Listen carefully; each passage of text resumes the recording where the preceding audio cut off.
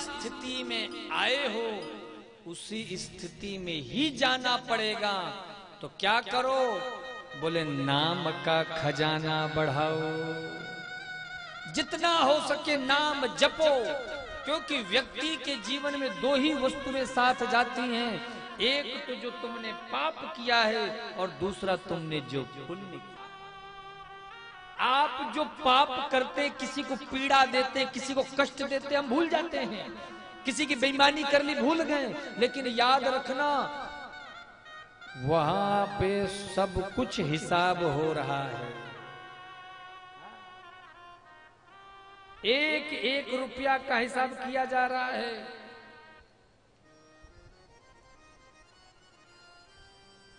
और जो तुमने पुण्य कमाया उसका भी हिसाब है। तो इसीलिए सबसे ज्यादा प्रयास करो नाम धन का खजाना हो।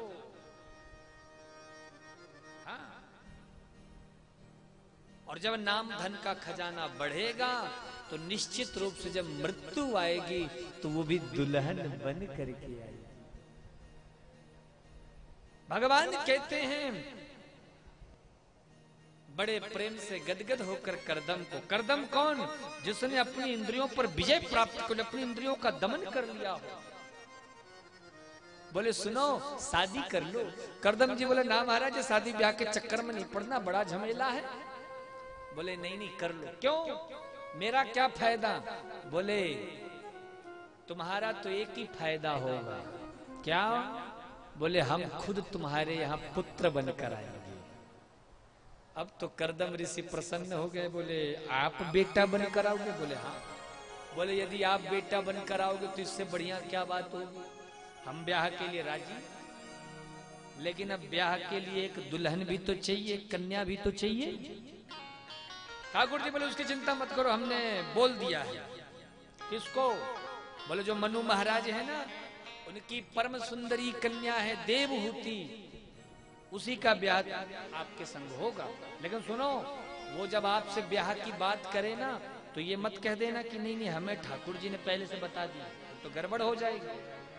तो क्या करना होगा सरकार हमें?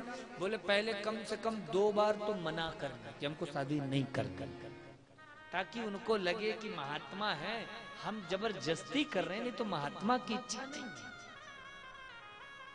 फिर लास्ट में हाँ कर देना, हो जाएगी शादी। करदम जी बोले ठीक है। अब जब मनु महाराज ठाकुर जी चले गए, सोई मनु महाराज आ गए। उनके साथ रथ में कन्या बैठी थी देवहूति। मनु जी ने हाथ जोड़कर कहा महाराज एक छोरी बची है, या को ब्याह आपके संग अगर है जाएगा सरकार तो आपकी बड़ी कृपा है जाएगी, सो आप ब्याह के लिए राजी तो हो? करदम जी ने देखा ये इतने बड़े महाराज, हम साधु फक्कड़ आदमी, हमने मना करी सो ये एक बार में ही ये नट गए, वापस लौट गए तो बड़ी मुश्किल हो जाएगी। पर ठाकुर जी ने कहा है कि 2 बार कम से कम मना करनी है, फिर हाँ भरनी है। तो क्या करें? तो एक ही लाइन में कहते हैं हमको शादी नहीं करनी है, नहीं करनी, हाँ करनी है। अच्छा करनी है, ठीक है। मंत्र पढ़ दिए, ब्याह वगैरह हो गया। करदम जी ने कहा सुनो सुनो, कन्यादान के पहले एक हमारी शर्त रहेगी, सो याद रखो। कौन सी शर्त हमारा? बोले जो हमारे बेटा हो गया सोई हम गृहस्थ छोड़कर वापस विरक्त जीवन में आ जाएंगे। देवहूति ने स्वीकार कर लिया। ब्याह हो गया, मंत्र इत्यादि पढ़ दिए गए।